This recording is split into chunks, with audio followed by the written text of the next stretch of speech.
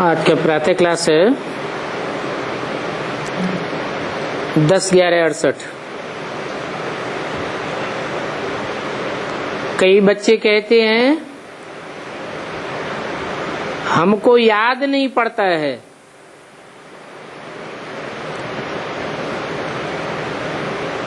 तो बाप कहते हैं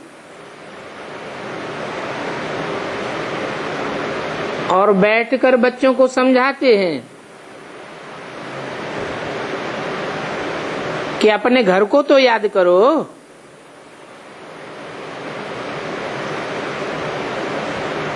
उस घर को कहा जाता है टावर ऑफ साइलेंस।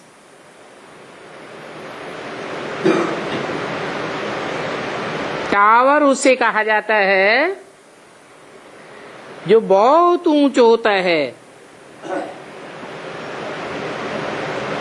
तो घर है टावर ऑफ साइलेंस और टावर ऑफ सुख।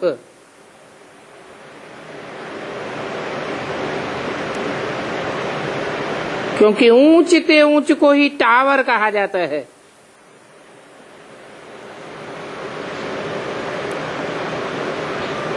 तुम शांति के टावर हो और वहां जाने के लिए पुरुषार्थ कर रहे हो।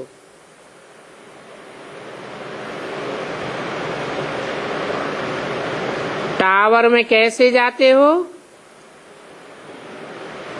वो टावर में रहने वाला बाप बैठ शिक्षा देते हैं कि मुझे याद करो।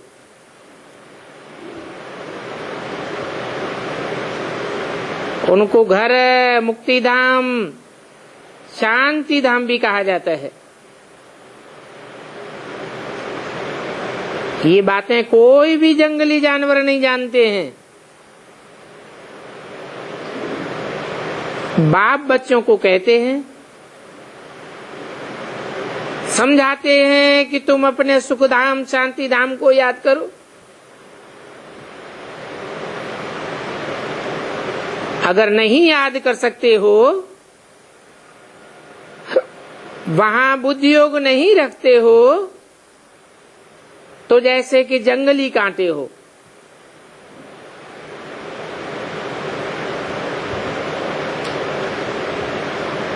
इसलिए दुख भी भासता है।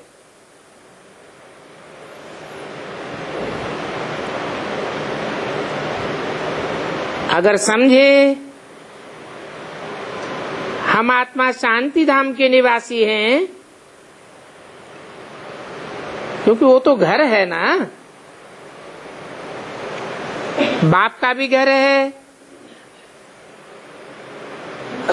और तुम घर के बच्चे हो। तो ऐसी ऐसी सहज बातें भी माया बुलाए देती है।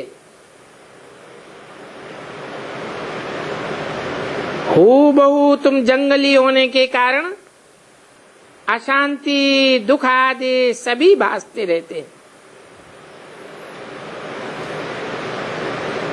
बाप कहते हैं बच्चे अपने घर को याद करो और राजाई को याद करो। और देखो ये अहम ऑब्जेक्ट तुम्हारे सामने खड़ी है। स्कूल में जो पढ़ते हैं तो पढ़ाने वाले भी याद रहते हैं और अहम ऑब्जेक्ट भी याद रहती है। तो तुम इतना भी याद नहीं कर सकते हो? शांति धाम सुख धाम को ही याद करते रहो। यहाँ तुमको ये आदत डाली जाती है कि चलते फिरते अपन को आत्मा समझो। आत्मा समझेंगे तो आत्मा का घर याद आवेगा।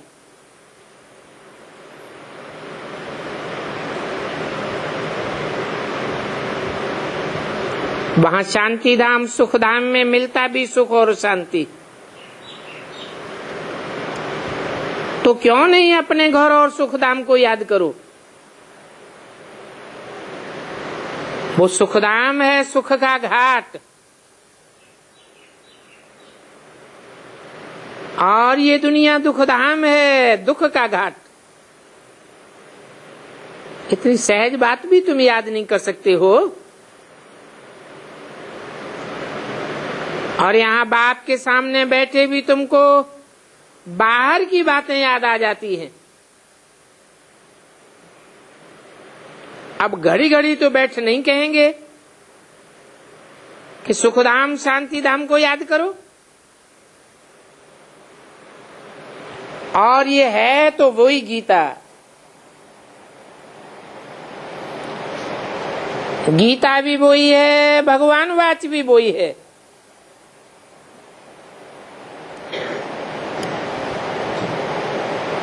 और नर से नारायण बनाने वाला जो भगवान है, वो भगवान जरूर स्वर्ग का मालिक बनावेंगे। जबकि स्वर्ग का मालिक बनाने वाला बाप बैठा है, तो घर को और स्वर्ग को याद करना है। याद करते करते तुम्हारी अंतमते सुगति हो जाएगी। कहते भी हैं ईश्वर की गतमत न्यारी, अर्थात भगवान बाप जो गति सदगति के लिए मत देते हैं, वो सारी दुनिया से न्यारी है। नहीं तो दुनिया में कितने ढेर मनुष्य हैं, और ढेर के ढेर उनके गुरु हैं। ये तो बाप ने समझाया है। कोई भी धर्म स्थापक को गुरु नहीं कहा जाता है, क्योंकि गुरु तो वापस ले जाने वाले को कहा जाता है। वो वापस तो ले जा नहीं सकते, और ही अपने पीछे पीछे ढेरों को ले आते हैं। वास्तव में वानप्रस्थ व निर्वाण धाम जाने के लिए गुरु किया जाता है, परंतु कोई भी वाणी से परे की स्टेज में नहीं ले जाते।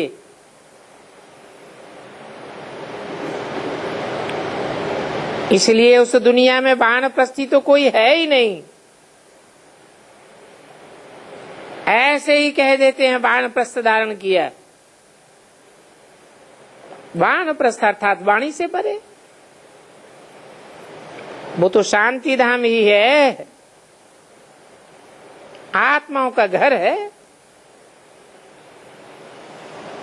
तो वानप्रस्थ का अर्थ न गुरु लोग और न उनके फॉलोअर्स जानते हैं। इसलिए कहा जाता है गुरु जिनके अंधले चेला सत्यानाश। सभी की सत्यानाश है।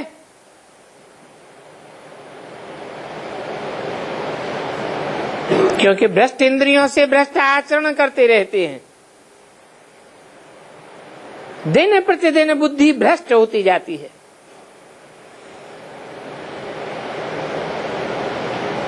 श्रेष्ठाचारी देवताओं की तो कितनी मूर्तियां और कितने चित्र हैं। वो चित्र लोप नहीं होते हैं, तो इन चित्रों से ही समझाया जाता है। उसमें भी बच्चों को समझाया जाता है कि ये चित्र हैं सतयुग के, और ये हैं त्रेता के। रामचंद्र त्रेता का है ना, परंतु इनको भी भगवान नहीं कहा जा सकता। भी क्यों लगा दिया? अर्थात सतयुग के कृष्ण को भी भगवान नहीं कहा जा सकता, और त्रेता के रामचंद्र को भी भगवान नहीं कहा जा सकता।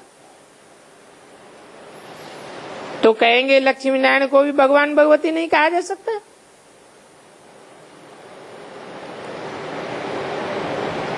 गाया जाता है आदि सनातन देवी देवता धर्म।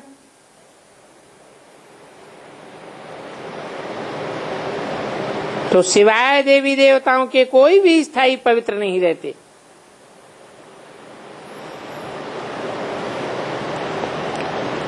और तुम तो 21 जन्म स्थायी पवित्र रहते हो।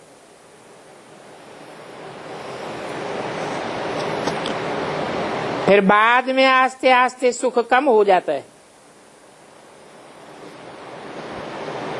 त्रेता को कहेंगे सहमी स्वर्ग, क्योंकि 2 कलाएं कम हो जाती हैं। तो अभी तुम बच्चों को बाप और षष्ठी चक्र का परिचय मिला है। वो परिचय देने वाले बाप को ही याद करना है। परंतु तुम्हारी बुद्धि पता नहीं कहां कहां चली जाती है। उस बाप को तो याद रखो ना। आस्तिक बन करके तो बैठो। बाप के और बाप की याद न करने वालों को नास्तिक कहा जाता है। क्योंकि न बाप को जानते हैं न बाप की रचना को जानते हैं।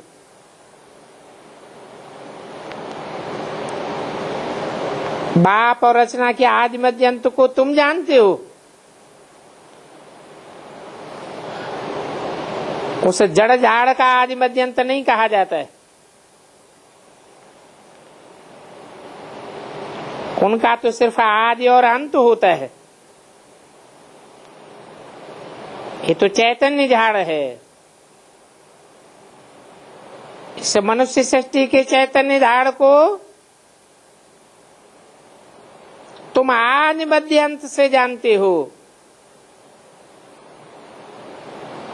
मध्य में रावण का राज्य शुरू होता है, अर्थात कांटा बनना शुरू हो जाते हैं। तो सतयुग में जो फूलों का बगीचा है वो त्रेता के अंत में जंगल बनना शुरू हो जाता है।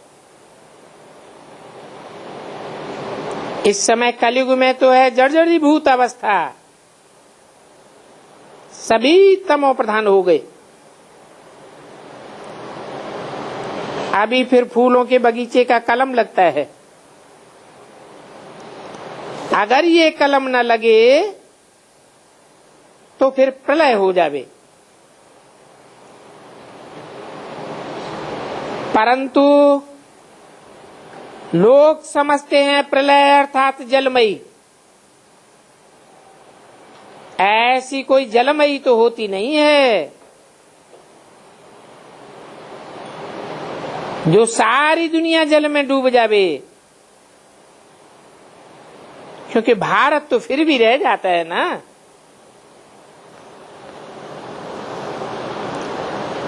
बच्चे जानते हैं चारों तरफ जलमयी हो जाती है।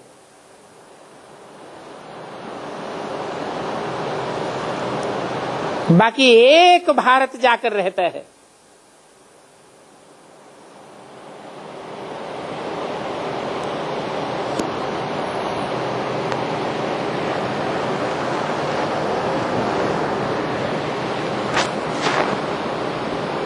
जैसे पानी के बीच चढ़ते हैं और फिर उतरते हैं, तो ये भी जैसे वीर चढ़ती है।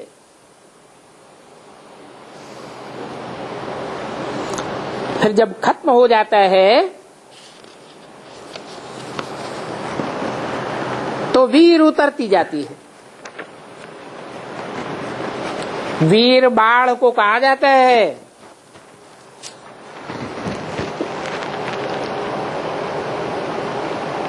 10 नवंबर 68 की वाणी का दूसरा पेज। तुमको बहुत लोग उलाहना देते हैं कि तुम ब्रह्मा कुमार कुमारियां सिर्फ मौत मौत कहती रहती हो। अरे कुछ तो शुभ बोलो। बोलते ही रहते हो 7 वर्ष में मौत होगा, 8 वर्ष में मौत होगा। जब देखो तब मौत की ही बात सुनाते रहते। अरे हम मौत की बात कहाँ सुनाते हैं? मौत से पहले तो स्थापना होगी ना। हम तो कहते हैं पवित्रता सुख शांति का राज्य स्थापन पहले होता है। अभी गुप्त वेश में ये स्वर्ग की स्थापना हो रही है।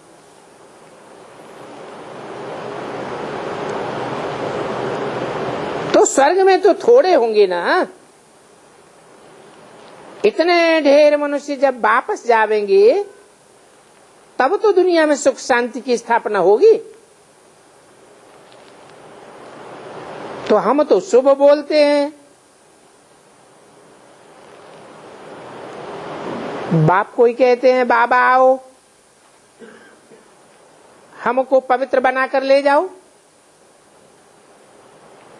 तो तुम तो शुद्ध बोलते हो। दुख की दुनिया से हमको ले चलो, शांति धाम ले चलो, सुख धाम ले चलो। यानी ऐसा पवित्र दुनिया का विनाश करो।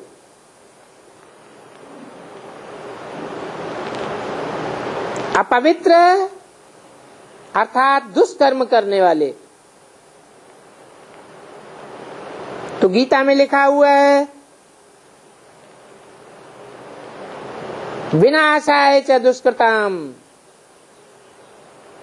सारी दुनिया दुष्कर्म करने वाली है। तो मैं आकर के पावन दुनिया की स्थापना करता हूं, दुष्कर्म करने वालों का विनाश करता हूं। तुम कहते ही हो विश्व में शांति हो, परंतु जानते नहीं है कि विश्व में शांति कब थी।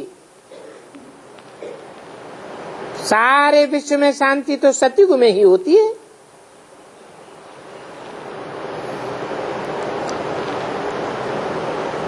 वहां शांति का विनाश नहीं होता।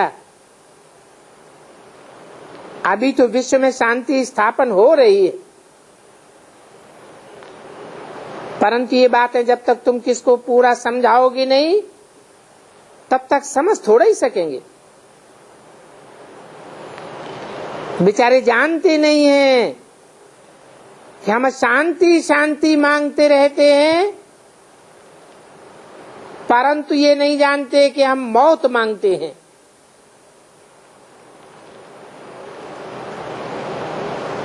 और वो शांति तो कोई दे ही नहीं सकता है। एक बाप ही है जिसको कालों का काल कहा जाता है। सभी को आकर के मौत दे देते हैं। तुम जानते हो कितनों को मौत देते हैं? सतयुग में तो बहुत थोड़े होते हैं, बाकी तो सभी का मौत। बुलाते भी हैं, ए पतित पावन आओ, पावन दुनिया में ले चलो। पावन दुनिया में ले जावेंगे तो इस पतित दुनिया का क्या हाल होगा? जरूर पतित पुरानी दुनिया का मौत होगा। पुरानी दुनिया में पावन कैसे रहेंगे? मनुष्य तो पावन दुनिया और पतित दुनिया का अर्थ ही नहीं समझते हैं। पावन दुनिया में बहुत थोड़े मनुष्य और शांति से रहते हैं। और ये बात समझाना कितना सहज है, फिर भी किसी की बुद्धि में नहीं बैठता है। ये भी रामानुसार कहेंगे, सभी की बुद्धि में नहीं बैठना है।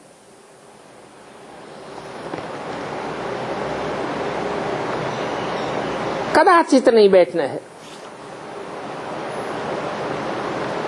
तो कहा जाता है कुंभकर्ण की नींद में सोए पड़े हैं।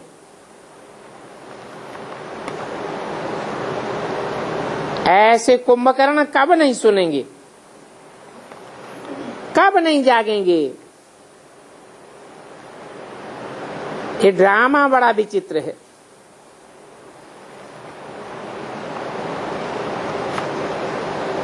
तो ये सारा चक्र तुम बच्चों की बुद्धि में फिरना चाहिए। और ये चक्र की नॉलेज बाप ही देते हैं, वो ही नॉलेजफुल है। वो एक ही है जो ज्ञान का सागर है। तुमको मालूम है सागर कितने होते हैं?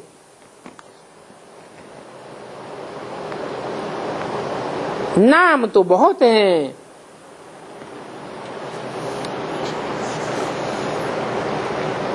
हर एक सागर के हिस्से का नाम अलग अलग रख दिया है।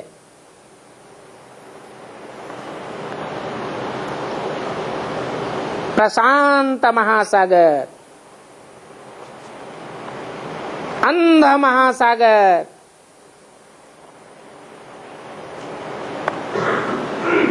नाम रखा है। नाम किस आधार पर रखा जाता है? काम जड़ करेगा या पहले काम चैतन्य करेगा?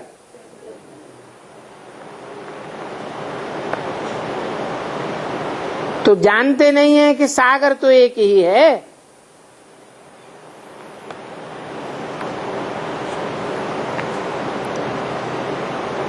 फिर एक ही सागर के खंड खंड करके टुकड़ा टुकड़ा कर दिया। और ये धरती भी एक ही है।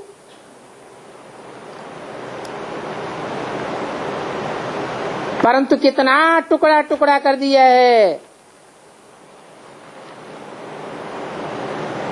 7 सागर बताते हैं तो 7 महाद्वीप कर दिए हैं।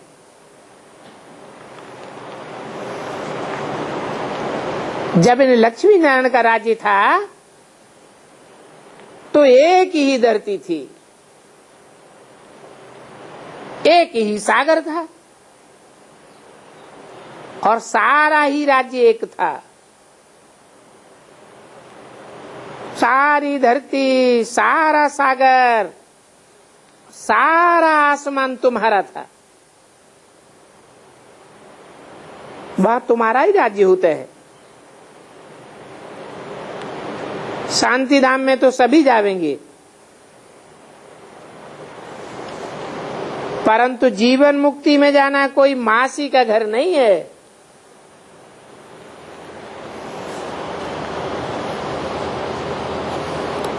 कितने जावेंगे?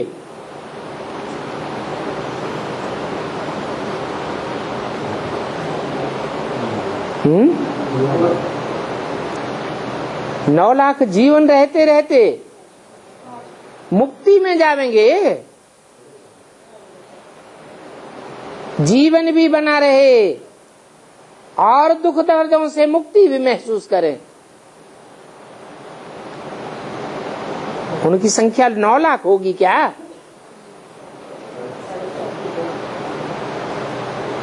नौ लाख की जनसंख्या तो सतयुग में होती है।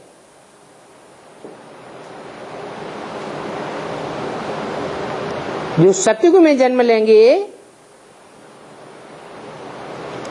वो शरीर छोड़ करके जन्म लेंगे, जीवन छोड़ना पड़ेगा या जीवन रहते रहते जन्म लेंगे? तो जीवन मुक्त कैसे कहेंगे? जीवन मुक्त तो उनको कहा जाता है जो पुरुषार्थी जीवन में ही ऐसा पुरुषार्थ करके दिखावे जो उसी जीवन में दुख दर्दों से मुक्ति हो जाए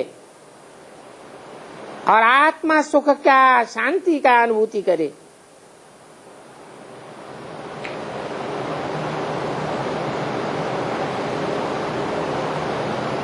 तो मुक्ति में जाना तो कॉमन बात है,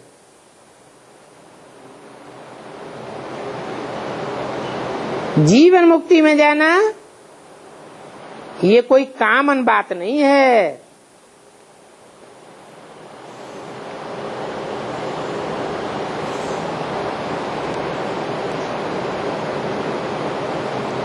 सुबह को घर तो जरूर लौटेंगे, बाकी नई दुनिया में सभी थोड़े ही आवेंगे, और नई दुनिया में ही तुम्हारा राज्य है।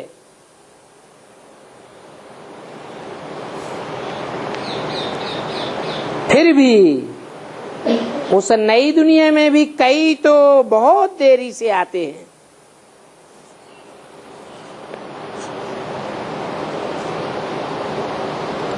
पुरानी दुनिया शुरू होने से थोड़ा पहले वो क्या हुआ?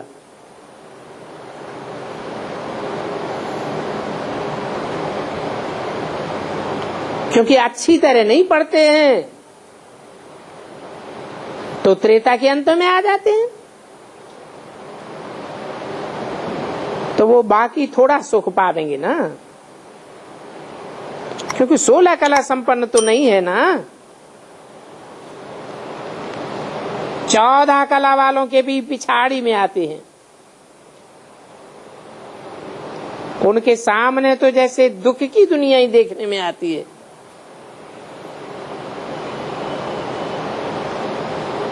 वहां तो भल कुछ भी नहीं मालूम पड़ता है, क्योंकि ये मालूमात तो तुम्हें अभी संगम युग पर होती है। ये नॉलेज सिर्फ अभी संगम युग पर तुम्हारी बुद्धि में है। द्वापर से लेकर कलयुग तक पीछे पैसा कमाते कमाते इस समय तो देखो कितने पैसे हो गए हैं, कितने बड़े बड़े महल मानिया मल्टी स्टोरी बनाते ही रहते हैं। अब सतयुग में तो ऐसी मानिया नहीं होती हैं।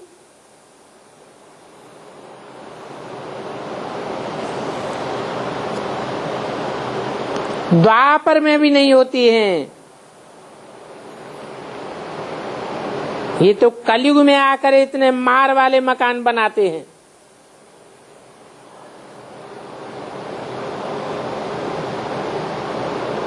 क्योंकि कलयुग में मनुष्य बहुत हो जाते हैं, दिन प्रतिदिन वृद्धि होती जाती है, तो इतने मनुष्य कहाँ रहे? जहाँ धंधा आदि बहुत है वहाँ बड़े बड़े मकान बनाते रहते हैं। तो जंगल में भी मंगल हो जाता है, मकान बनते जाते हैं। अभी 80 वर्ष में बंबई देखो क्या हो गया है। वहां कितने मनुष्यों की आबादी हो गई।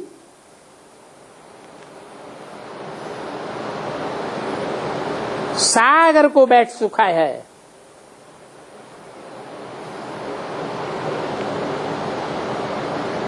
सागर सूखेगा तो क्या कम हो जाएगा और क्या ज्यादा हो जाएगा? है पानी कम हो जाएगा और मिट्टी ज्यादा हो जाएगी।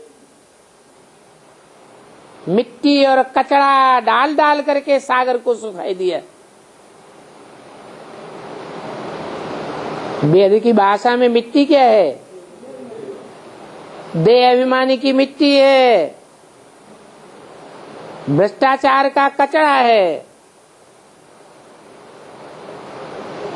ज्ञान का जल सारा सूखता जाता है। भ्रष्टाचार बढ़ेगा तो ज्ञान घटेगा या बढ़ेगा? ज्ञान की घटोतरी होती जाती है। अभी देखो बंबई में कितने मनुष्य हो गए।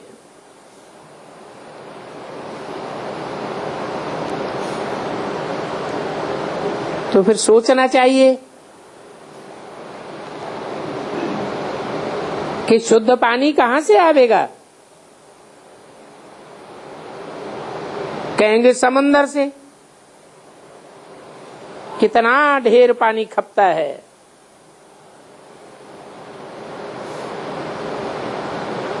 फिर जब सागर का पानी चढ़ जावेगा तो ये सभी खंड आदि खत्म हो जाएंगे। और सिर्फ सागर द्वारा खत्म नहीं होते हैं,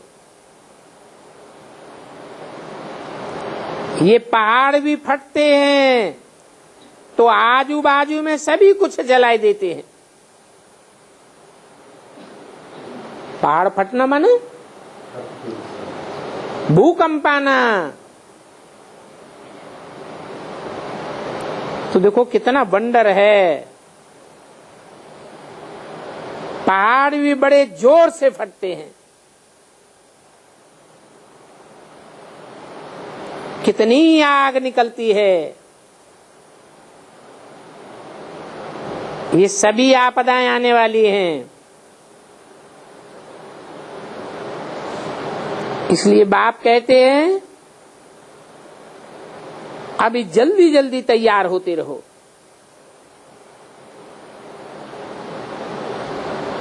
विनाश के पहले तैयार होना है।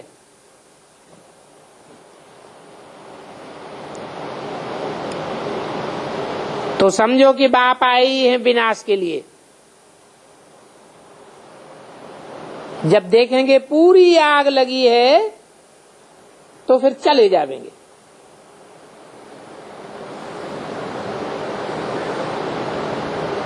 और बाप सभी को साथ ले जाएंगे।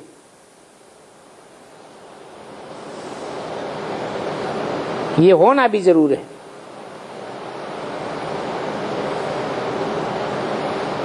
परंतु इन विचारों को शास्त्र सुनाने वालों ने समय का गपोड़ा लगाई दिया है।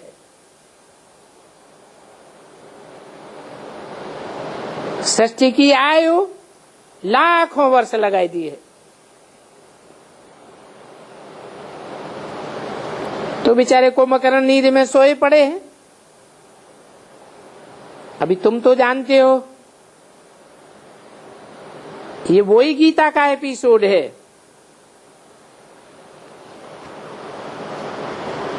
जिस गीता में नर को नारायण और नारी को लक्ष्मी बनाने का ज्ञान है। अर्थात देवी देवता सनातन धर्म स्थापन होता है और सभी धर्म विनाश हो जाते हैं।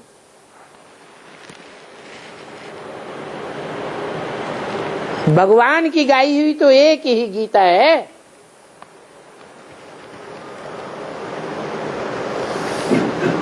बाकी तो जो कुछ भी पढ़ते रहते हैं पुरानी दंत कथाएं हैं। 10-11-68 की वाणी का 3रा पेज। तो ऐसी ऐसी बातें धारण करके फिर सुनानी चाहिए।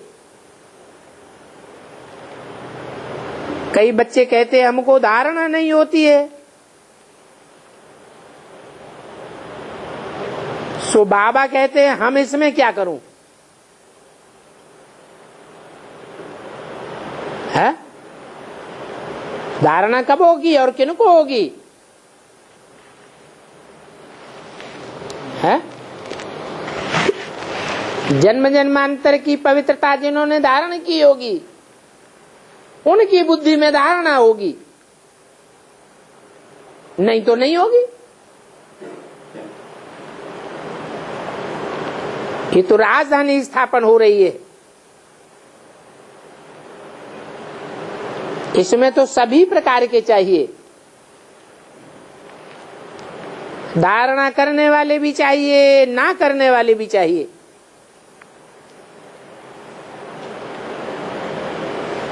बाप में इतनी ताकत हो कृपा करने की, फिर तो सभी को ऊंच बना दे। परंतु नहीं, राजधानी तो नंबरवार ही बननी है। ये तो कोई भी समझेंगे शिव बाबा भगवान आए हैं तो भगवान जरूर नई दुनिया की सौगात ले आवेंगे।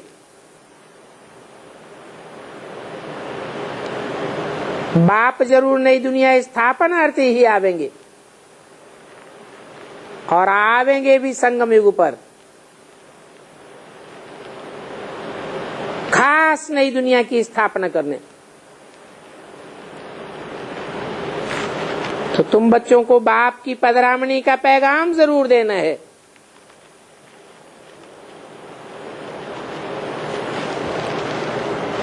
किसकी पधरामणी का? ये नहीं कहा माँ की पधरामणी का पैगाम देना है।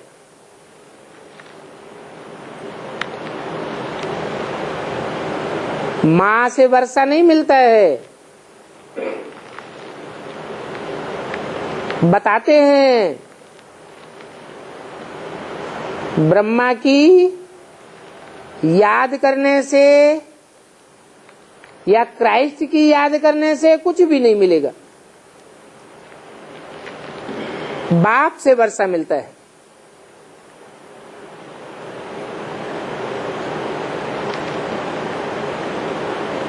परंतु जिनको निश्चय नहीं है, उनसे बल कितना भी माथा आदि मारो, वो कभी सुधरेंगी नहीं।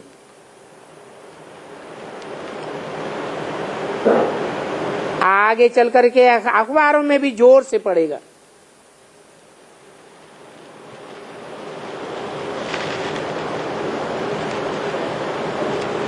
भगवान बाप आया है। जैसे अखबारों द्वारा नाम बदनाम हुआ है, फिर नाम वाला भी अखबारों द्वारा होगा।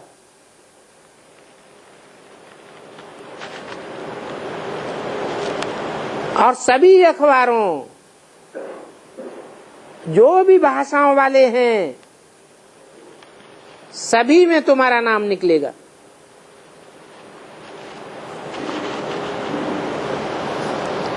ऐसे मत समझो कि हमको कहां जाना पड़ेगा। नहीं, अखबारों की सर्विस होनी है। उन अखबारों द्वारा ही सुनेंगे भगवान वाच, माम एकम याद करो, तो तुम्हारे जन्म जन्मांतर के पाप कट जावेंगे। क्योंकि एक बाप ही है जो जन्म मरण के चक्र में नहीं आता, सदैव निष्पाप है। वो एक ही तुरीय आत्मा है जो इस सृष्टि पर आकर करण करावन हार का पार्ट बजाती है, तो भी उसका कोई पाप पुण्य नहीं बनता। तो ऐसे बाप को याद करेंगे तो तुम्हारे भी पाप कट जाएंगे।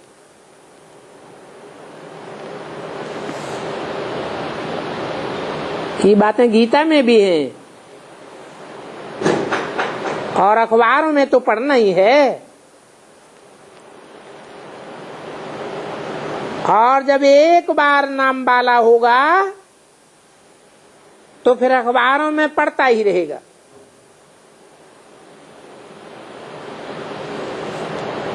जैसे कल पहले पढ़ा होगा वैसे ही पढ़ेगा। सारी दुनिया को मैसेज मिल जाएगा।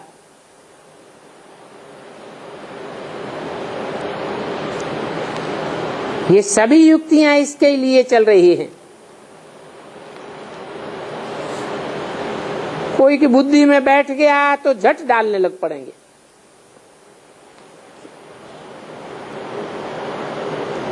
और सभी धर्म वालों को मालूम पड़ जाएगा। तब तो ये गायन होता है, अहो प्रभु तेरी लीला। बाप की याद तो सभी करते हैं ना, तो जरूर बाप की याद सभी को आवेगी।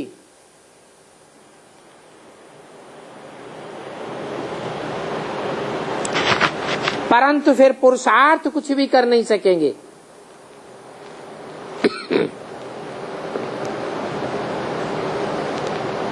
कहेंगे हो प्रभु तेरी लीला, लीला अर्थात खेल।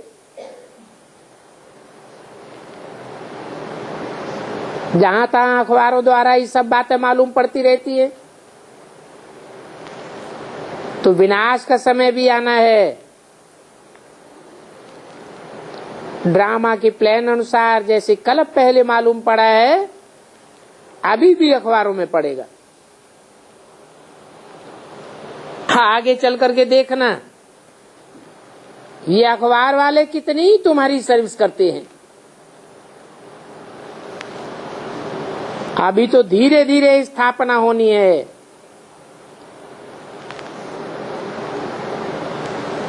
तो सिर्फ संगम युग को ही तुम बच्चे याद करो तो भी कल्याण है।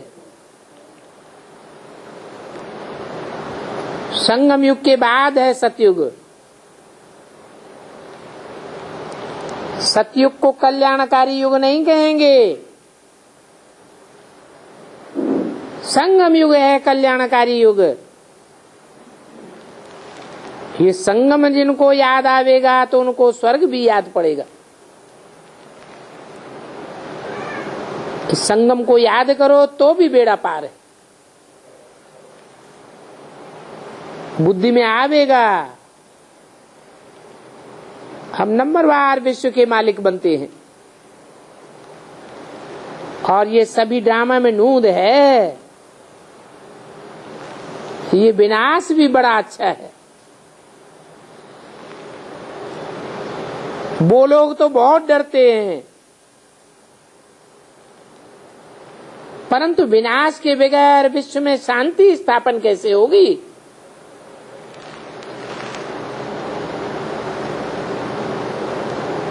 विनाश का कड़ा नाम सुनकर के मनुष्य कितना डरते हैं।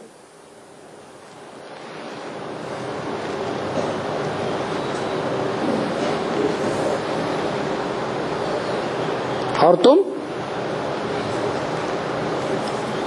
है? तुम डरते हो क्या? नहीं डरते। और ब्रह्मा बाबा है? उनको विनाश का साक्षात्कार हुआ तो उनका क्या हाल हुआ? वो रोने लग पड़े। तो तुम हो डायरेक्ट बाप के पढ़ाई पढ़ने वाले बच्चे। बाकी तो दुनिया में डायरेक्ट बाप से पढ़ाई नहीं पढ़ते हैं। तो उन्हें गुह्यते गुह्य राज का पता ही नहीं चलता है।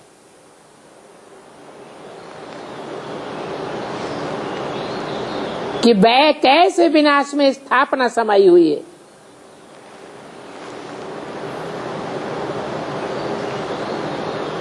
स्थापना में विनाश और विनाश में स्थापना।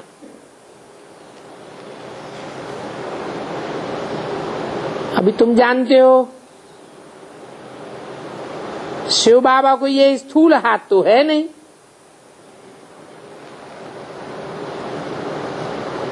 हाथ हेल्पर को कहा जाता है। ब्रह्मा की 1000 भुजाएं काम में आती हैं,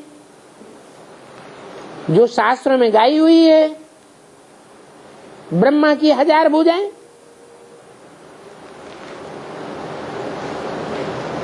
तो बाप कहते हैं तुम सात की तीरी पर बहस्त लाया हुआ हूं।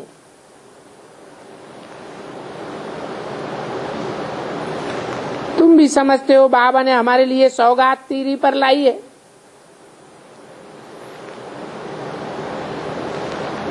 फिर हम पुनर्जन्म भी स्वर्ग में लेंगे और वहां तो सुख ही सुख होगा। यहां तो है ही नरक। तो नरक में जो मरते हैं वो पुनर्जन्म भी नरक में लेते हैं। ये क्या बात हुई?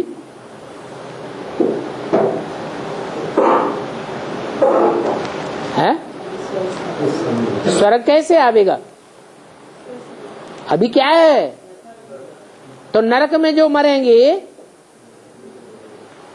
70-71 साल तो हो चुके, नरक में मरेंगे तो नरक में दुख की दुनिया में जन्म लेंगे, और स्वर्ग अभी है नहीं, तो स्वर्ग में मरेंगे कैसे? है?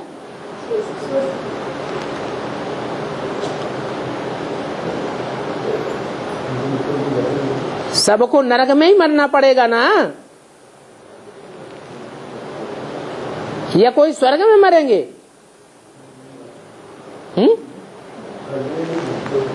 स्वर्ग में भी मरेंगे? है ही नहीं स्वर्ग, है नहीं। जब है ही नहीं तो मरेंगे कहां से स्वर्ग में? है स्वर्ग? हाँ, अपना वाइब्रेशन स्वर्गीय स्टेज का खुद ही बनाना पड़े। ज्ञान की इतनी पराकाष्ठा हो जाए, आत्मा पुरुषार्थ करते करते ऐसी ऊंची स्टेज को प्राप्त कर जाए कि जो भी हमारे वातावरण में, वायुमंडल में आवे, हमारे संसर्ग संपर्क में आवे, वो भी खुशी का अनुभव करे। तो हमारी दुनिया कैसी हो गई? नरक हो गई या स्वर्ग हो गई? स्वर्ग हो गई। अपने वाइब्रेशन का निर्माण हम खुद ही करते हैं।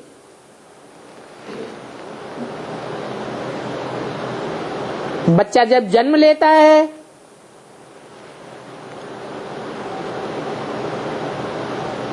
तो जन्म लेने से पहले आत्मा को पिछला शरीर छोड़ना पड़ता है ना। शरीर छोड़ने से पहले ही उसका गर्भपिंड तैयार होने लगता है। कोई का सुंदर सलोना चोला तैयार होता है, कोई अंधा लूला लंगड़ा पैदा होता है। ये किस आधार पर है? आत्मा की स्टेज, वाइब्रेशन के आधार पर। हर मनुष्य आत्मा का अपना अपना वाइब्रेशन होता है। इसलिए बोला सुख में मरेंगे तो सुख की दुनिया में जन्म लेंगे, अंतमते सोगते। दुख में मरेंगे तो दुख की दुनिया में जन्म लेंगे। तो कोई तो हाय हाय करते करते मरेंगे, क्योंकि जब नई दुनिया की स्थापना होती है तो एक तरफ जय जयकार और दूसरी तरफ हाहाकार होता है। अभी तुम समझते हो बरोबर, ये राइट बात है। वहां तुम स्वर्ग में होंगे, अर्थात स्वस्थिति में होंगे। स्वस्थिति तुम्हारी पक्की हो जाएगी। कोई भी परिस्थिति आवे, कोई भी माया की परीक्षा आवे, तुम अटल हो जाएंगे। आत्म की स्थिति से टलने वाले नहीं होंगे।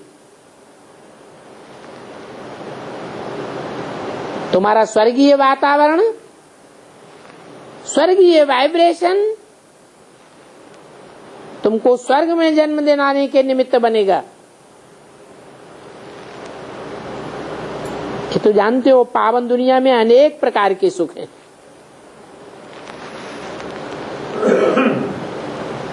ऐसे सभी बेहद के सुखों की सौगात जो स्वर्ग में बच्चों को मिलती है, वो बाप ही लाते हैं।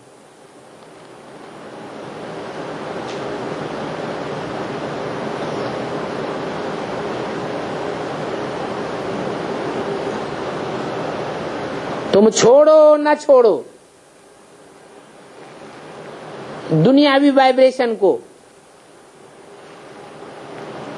बाप तो जरूर सौगात लाए हैं, उनको तो आकर के पार्ट बजाना ही है। ये वंडरफुल बात है ना। इतनी छोटी सी आत्मा, उनमें सारा पार्ट नुदा हुआ है।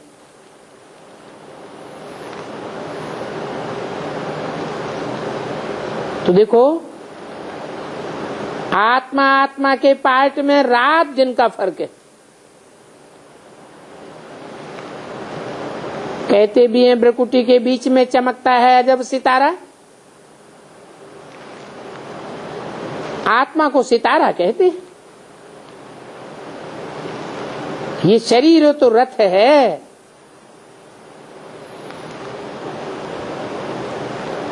अकाल मूर्त आत्मा को कहा जाता है।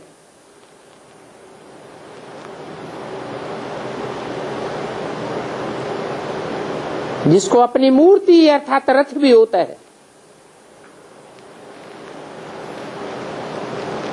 फिर ऐसी मूर्ति जिसको काल नहीं खाता है।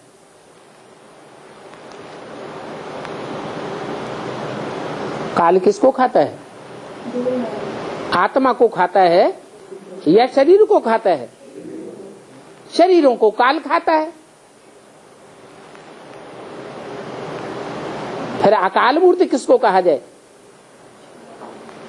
ऐसी मूर्त जिसको काल खा न सके। बाप को अकाल मूर्त कहा जाता है, सदगुरु अकाल मूर्त। तो सदगुरु साकार है या निराकार है?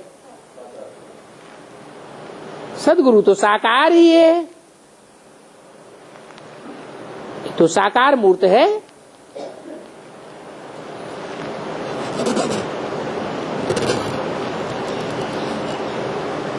तो ये झाड़ पहले छोटा होता है,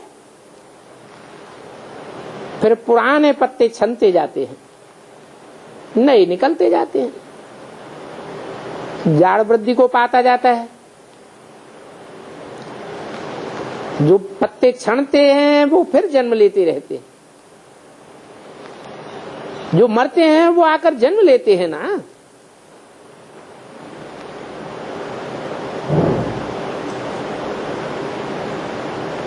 छनते छनते देखो झाड़ के अंत में आकर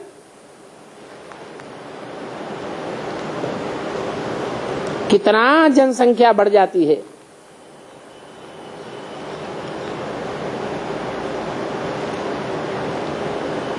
फिर देखो ऊपर में भी बाबा खड़ा हुआ है, नीचे भी है तो ऊपर भी है। कौन? ब्रह्मा बाबा। मनुष्य सृष्टि का बीज आज में भी है, तो अंत में भी फल के अंदर होता है बीज, और बीच में बीज गुप्त हो जाता है। ब्रह्मा बाबा कोई बीज नहीं है, वो तो जड़ है, आधार मूर्त है। जड़ से भी पहले क्या होता है? पहले तो बीज होता है ना। तो ब्रह्मा कुमारी विद्यालय नाम पढ़ने से पहले जरूर बीज भी था। बीज बाप को कहा जाता है। शास्त्रों में तो नाम दे दिया है प्रजापति, वो तो अंत समय की बात है जब विश्वपति बनता है। आज में तो ज्ञान का बीज बोने के निमित्त बाप बनता है।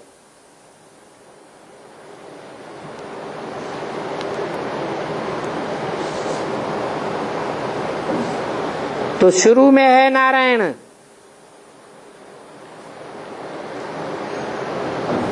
और पिछाड़ी में है ब्रह्मा।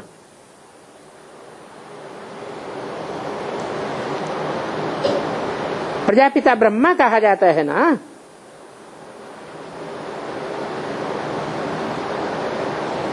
वो ब्रह्मा सो जाकर नारायण बनते हैं।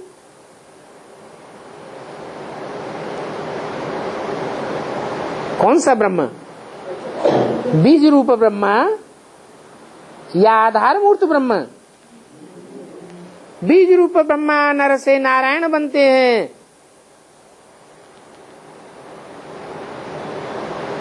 तत्वम, ये बात बुद्धि में बैठना चाहिए।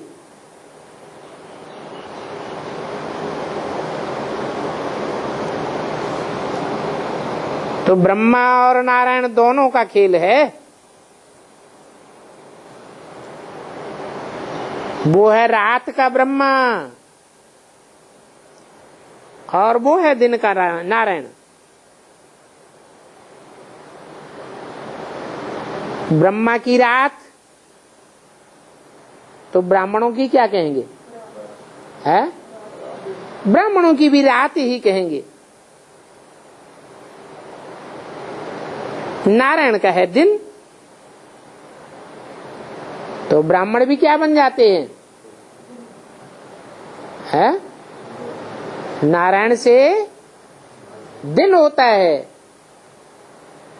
ब्रह्मा से रात होती है। ब्रह्मा की रात सो ब्राह्मणों की रात। ब्रह्मा सो विष्णु बनता है अर्थात नारायण बनता है। तो ब्राह्मण भी क्या बन जाते हैं? ब्राह्मण सो देवता बन जाते हैं। तो देवताओं का है दिन। अभी तुम हो संगम युगी। क्या कहा? नारायण में भी अंतर क्या है? वो है सतयुगी और तुम हो संगम युगी नारायण। कलयुग सो संगम युग, सोई फिर सतयुग बनना है। तो कितना अच्छा समझाते हैं। दिन और रात के बीच का है पुरुषोत्तम संगम युग।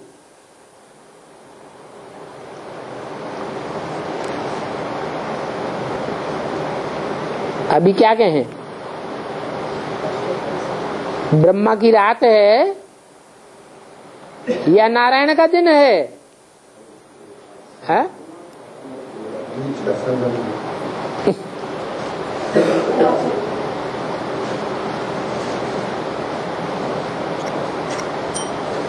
दिन है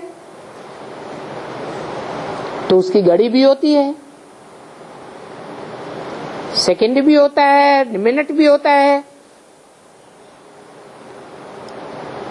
ब्रह्मा का दिन नहीं कहा जाता, ब्रह्मा की रात और नारायण का दिन। तो अभी क्या कहेंगे? कहेंगे रात ही है।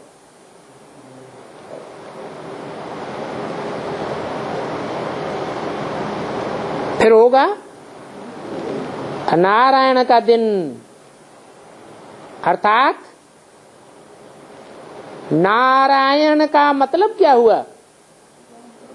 है जिसका ज्ञान में ही वास है, ज्ञान जल ही जिसका घर है, आयन है। इसके अलावा कोई दूसरे धंधे हैं तो नारायण नहीं है। या तो नारायण है और या तो ब्रह्मा है या ब्राह्मण है। जो संपूर्ण ब्रह्मा सो संपूर्ण नारायण, संपूर्ण ब्राह्मण सो संपूर्ण देवता।